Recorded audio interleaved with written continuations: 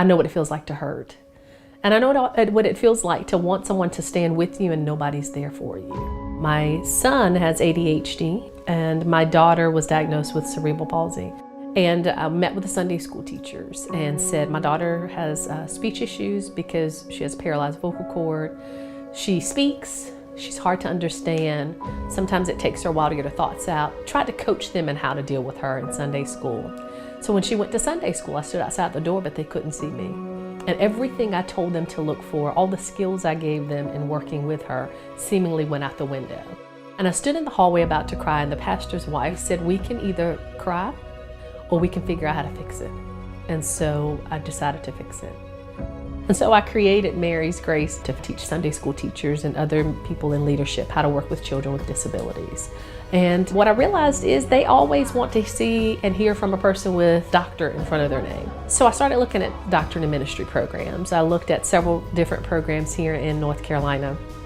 And I went to visit Campbell.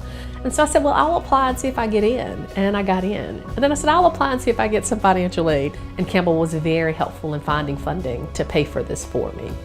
The DMin program at Campbell Divinity School is a small cohort program. You come in with 8, maximum 12 people in a cohort. It's meant to help students who are active in a ministry setting, and you work together and you grow together. So a DMin at its heart can be this amazing time for renewal and re-inspiration and continued transformation in your own spiritual life, but also in ministry and calling. So part of the DMin project is you have to have a context. You have a place to do your work, and their goal is for it to be your church. If it can be your church or your community, you're making an impact in your church or your community. So my doctoral work at Campbell directly connects with my church. The same books I use to quote in my research and that I studied, we're studying in small group studies at our church. And they're getting to learn and read the books and have small group discussions and put it to practice.